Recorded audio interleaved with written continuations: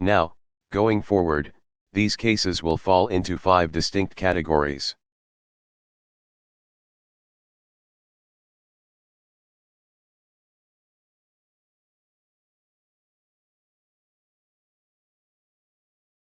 First, whenever feasible, we will try those who have violated American criminal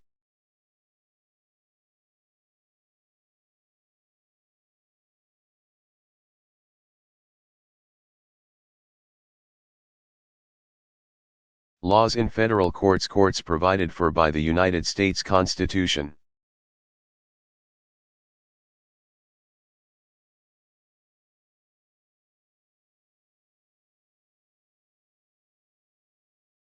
Some have derided our federal courts as incapable of handling the trials of terrorists.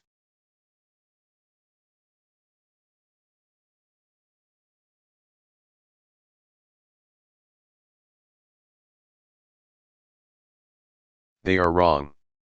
Our courts and our juries are citizens.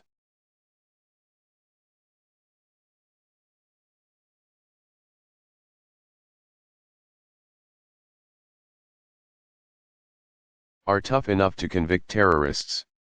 The record makes that clear. Ramzi Youssef tried to blow up the World Trade Center.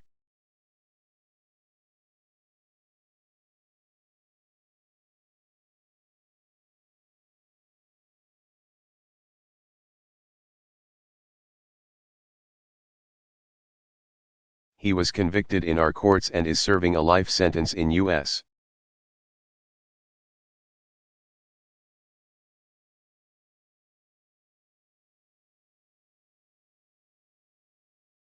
prisons. Zacarias Moussaoui has been identified as the 20th 9/11 hijacker.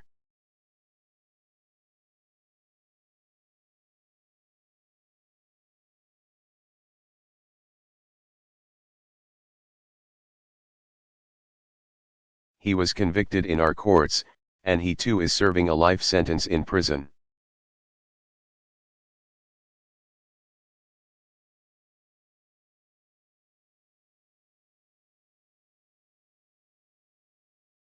If we can try those terrorists in our courts and hold them in our prisons.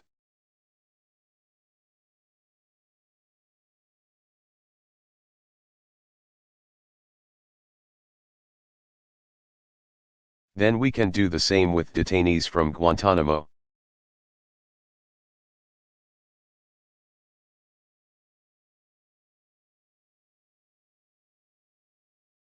Recently, we prosecuted and received a guilty plea from a detainee.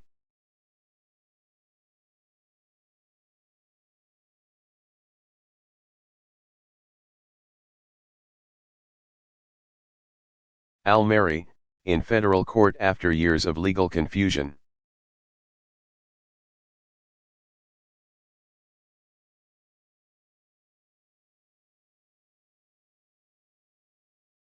We're preparing to transfer another detainee to the Southern District Court of New York.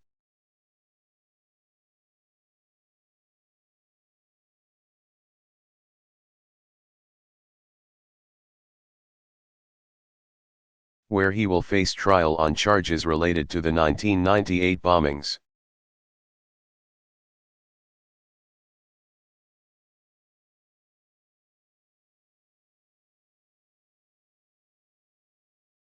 Of our embassies in Kenya and Tanzania bombings that killed over 200 people.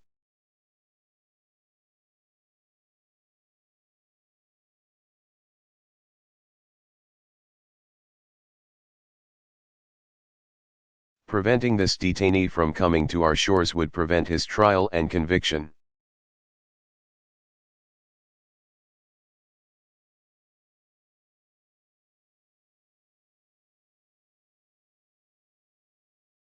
And after over a decade, it is time to finally see that justice is served, and that is what we intend to do.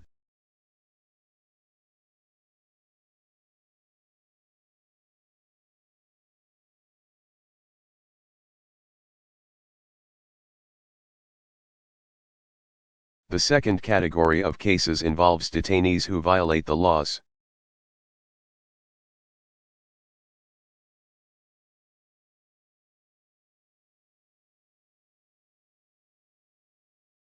of war and are therefore best tried through military commissions.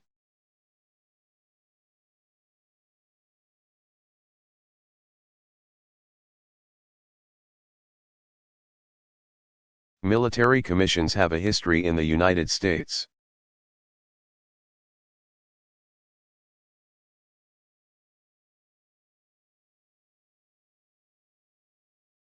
Dating back to George Washington and the Revolutionary War.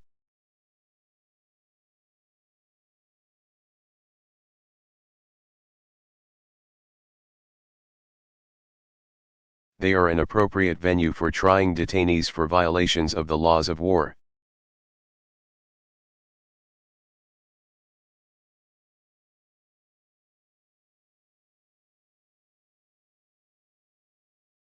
They allow for the protection of sensitive sources and methods of intelligence gathering.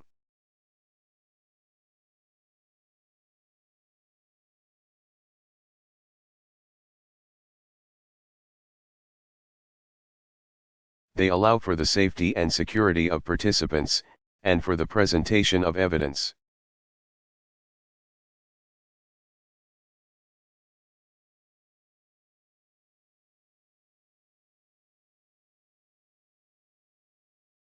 Gathered from the battlefield that cannot always be effectively presented in federal courts.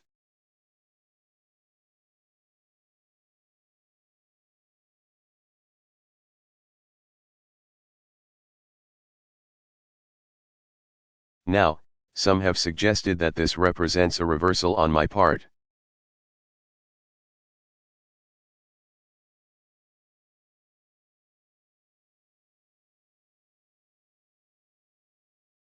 They should look at the record. In 2006, I did strongly oppose legislation proposed by the Bush.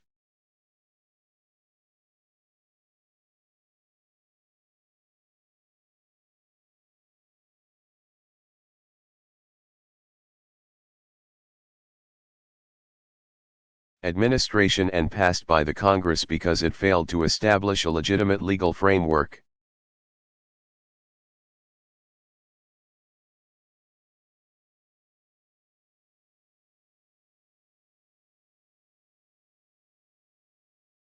With the kind of meaningful due process rights for the accused that could stand up on appeal.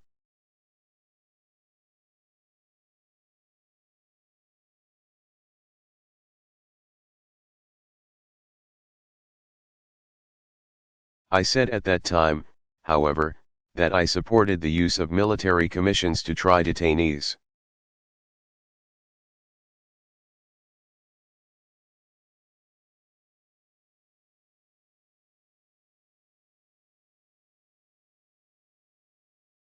Provided there were several reforms, and in fact there were some bipartisan.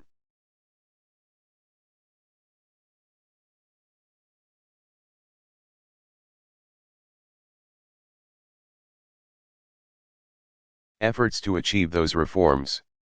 Those are the reforms that we are now making.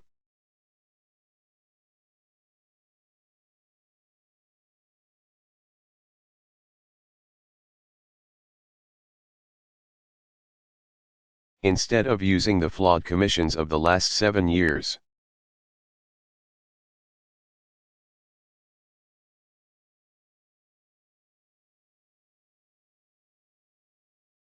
My administration is bringing our commissions in line with the rule of law.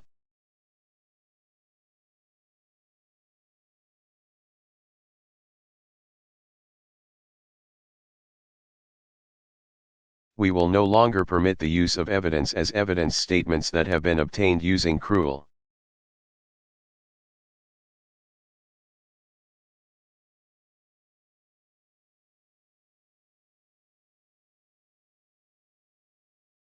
inhuman, or degrading interrogation methods.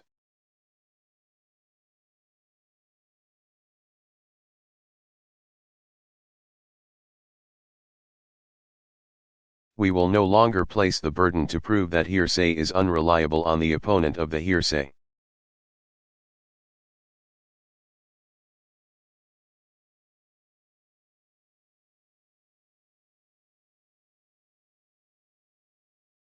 and we will give detainees greater latitude in selecting their own counsel.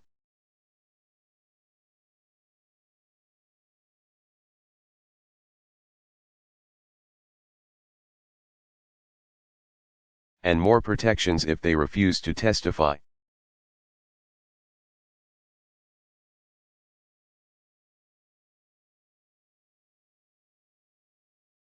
These reforms, among others, will make our military commissions a more credible and effective means of administering justice.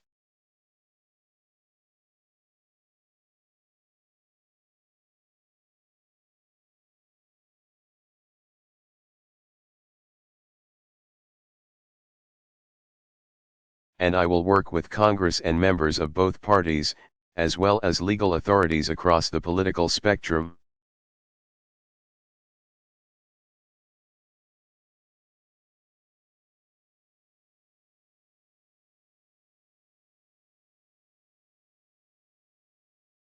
On legislation to ensure that these commissions are fair, legitimate, and effective.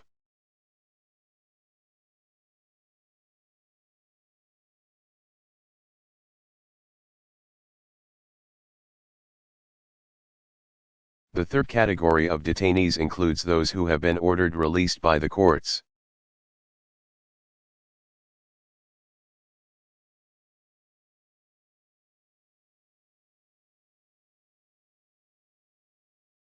Now, let me repeat what I said earlier.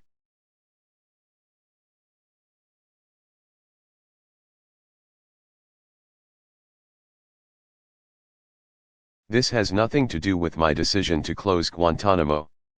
It has to do with the rule of law.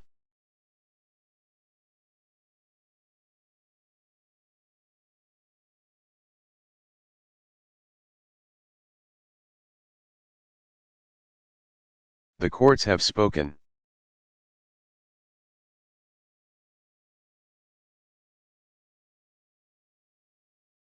They have found that there's no legitimate reason to hold 21 of the people currently held at Guantanamo.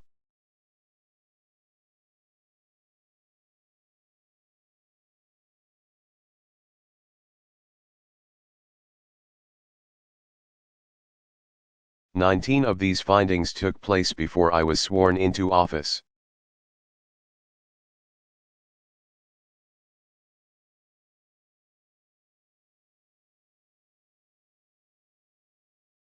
I cannot ignore these rulings because as president, I too am bound by the law.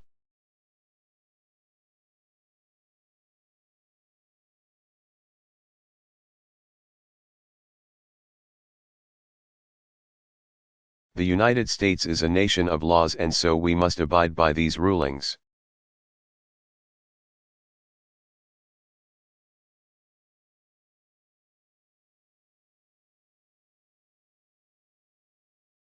The fourth category of cases involves detainees who we have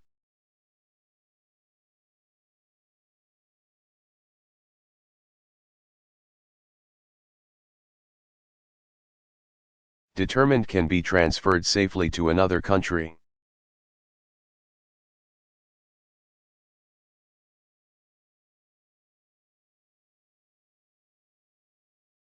So far, our review team has approved 50 detainees for transfer.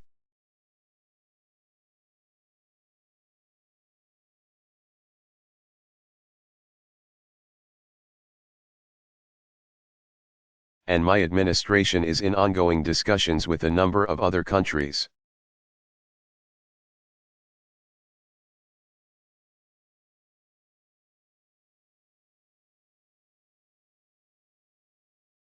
About the transfer of detainees to their soil for detention and rehabilitation.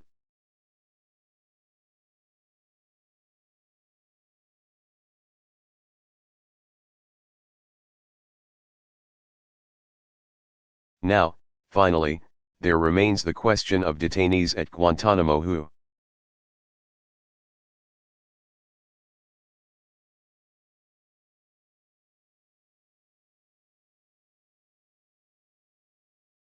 cannot be prosecuted yet, who pose a clear danger to the American people.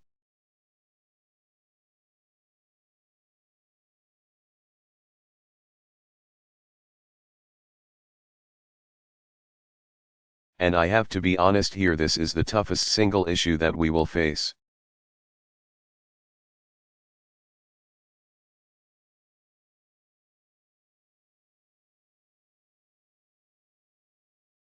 We're going to exhaust every avenue that we have to.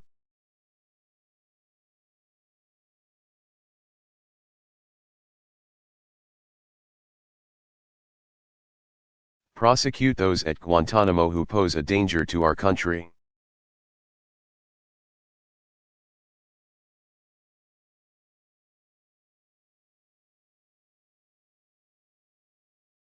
But even when this process is complete,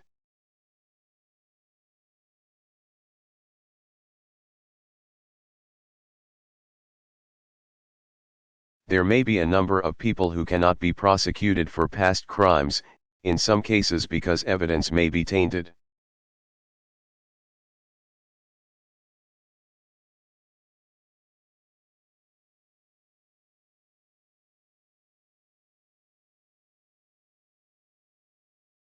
But who nonetheless pose a threat to the security of the United States.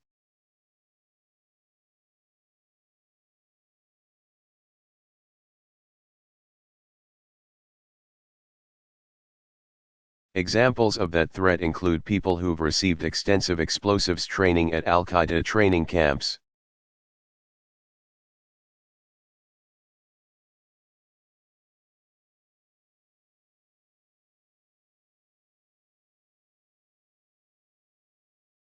Or commanded Taliban troops in battle.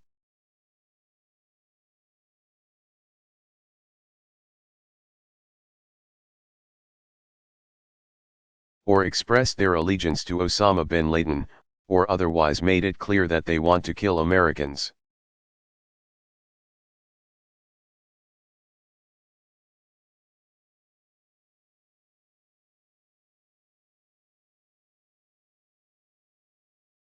These are people who, in effect, remain at war with the United States.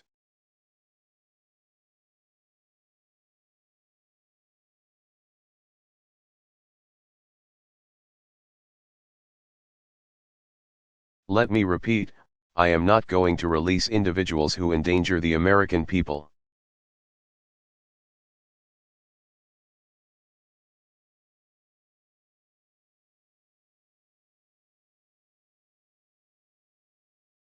Al-Qaeda terrorists and their affiliates are at war with the United States.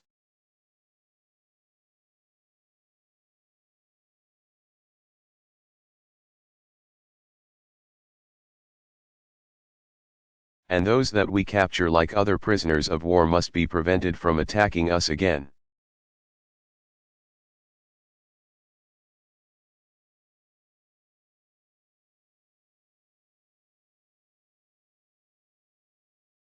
Having said that, we must recognize that these detention policies cannot be unbounded.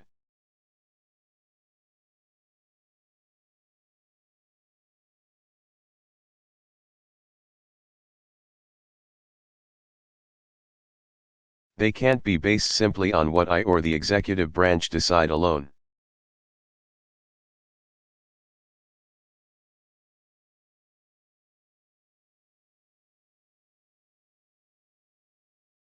That's why my administration has begun to reshape the standards.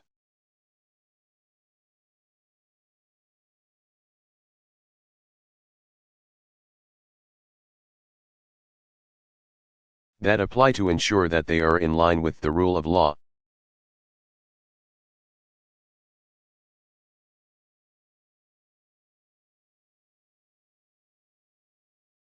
We must have clear, defensible, and lawful standards for those who fall into this category.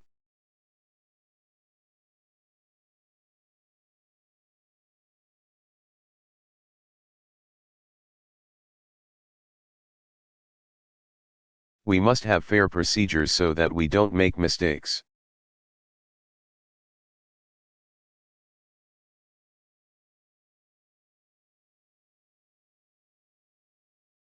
We must have a thorough process of periodic review.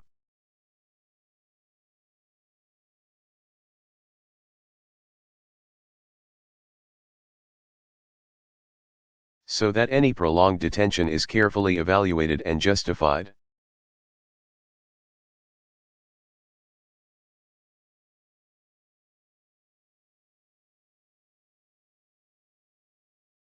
I know that creating such a system poses unique challenges.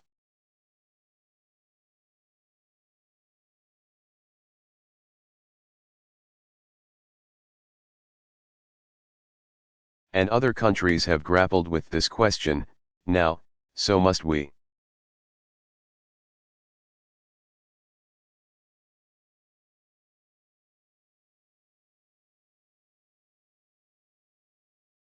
But I want to be very clear that our goal is to construct a legitimate legal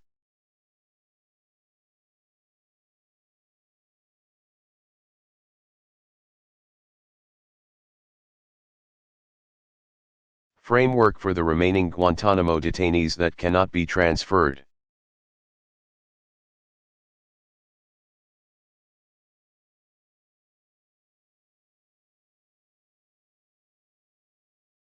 Our goal is not to avoid a legitimate legal framework.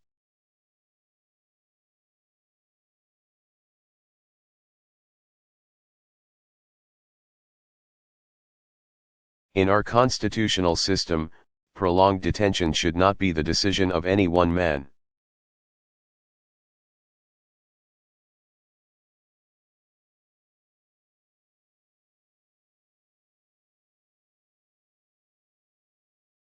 If and when we determine that the United States must hold individuals to keep them from carrying out an act of war,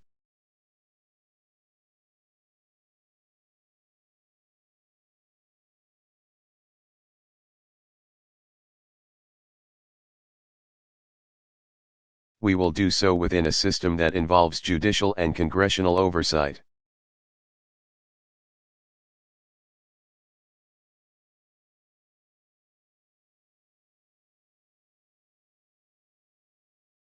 And so, going forward, my administration will work with Congress to develop an appropriate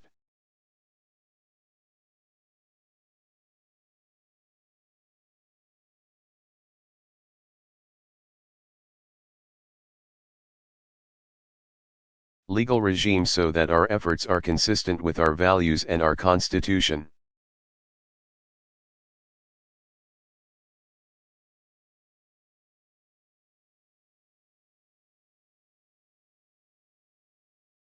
Now, as our efforts to close Guantanamo move forward, I know that the politics in Congress will be difficult.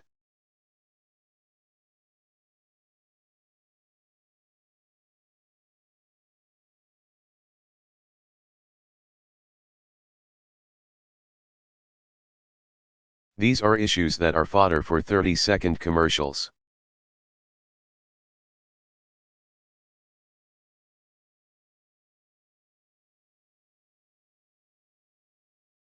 You can almost picture the direct mail pieces that emerge from any vote on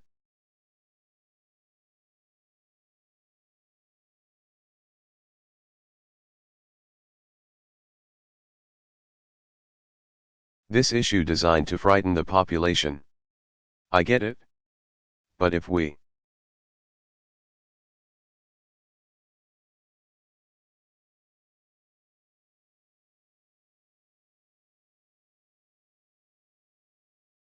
continue to make decisions within a climate of fear, we will make more mistakes.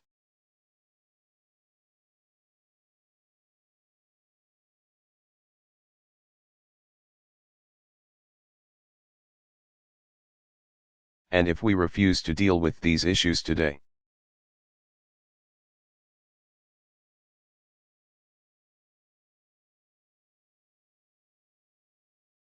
then I guarantee you that they will be an albatross around our efforts to combat terrorism in the future.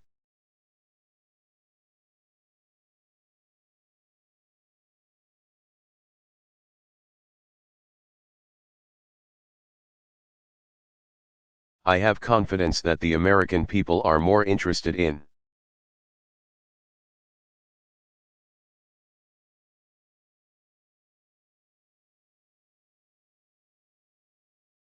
doing what is right to protect this country than in political posturing.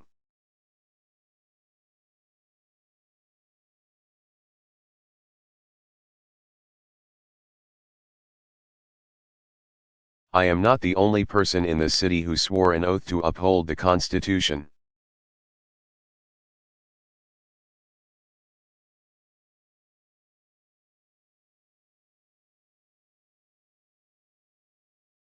So did each and every member of Congress.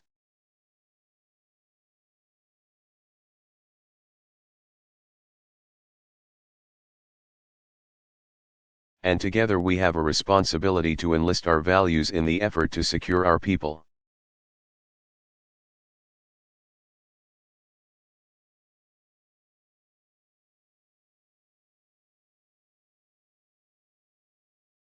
And to leave behind a legacy that makes it easier for future presidents to keep this country safe.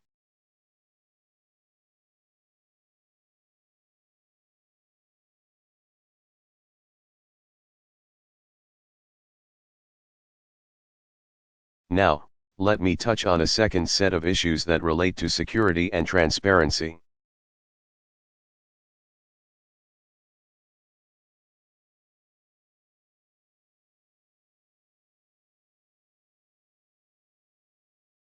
National security requires a delicate balance.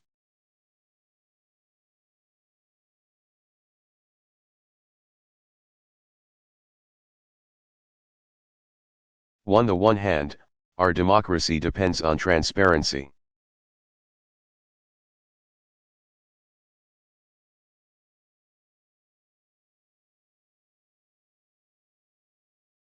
On the other hand, some information must be protected from public disclosure for the sake of our security, for instance.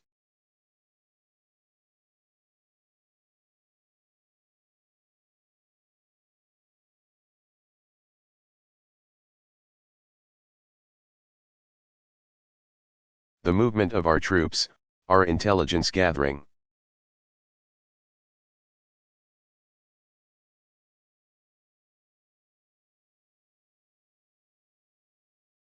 Or the information we have about a terrorist organization and its affiliates.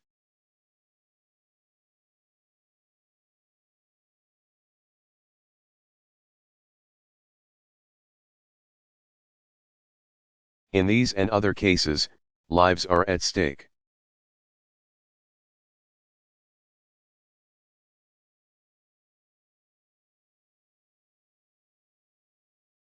Now, several weeks ago, as part of an ongoing court case,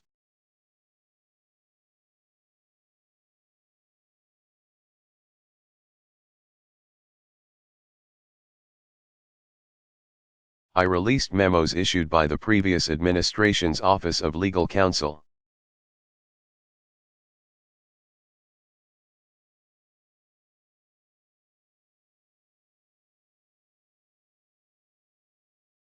I did not do this because I disagreed with the enhanced interrogation techniques that those memos authorized.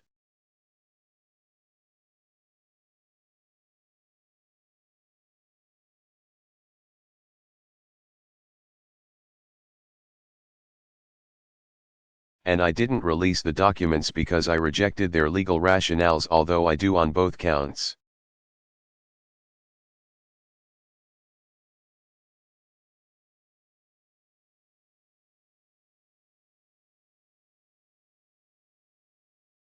I released the memos because the existence of that approach to interrogation was already widely known.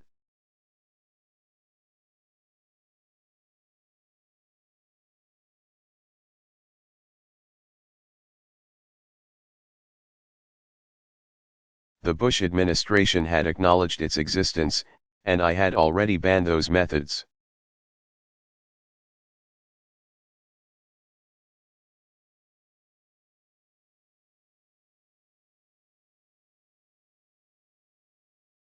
The argument that somehow by releasing those memos we are providing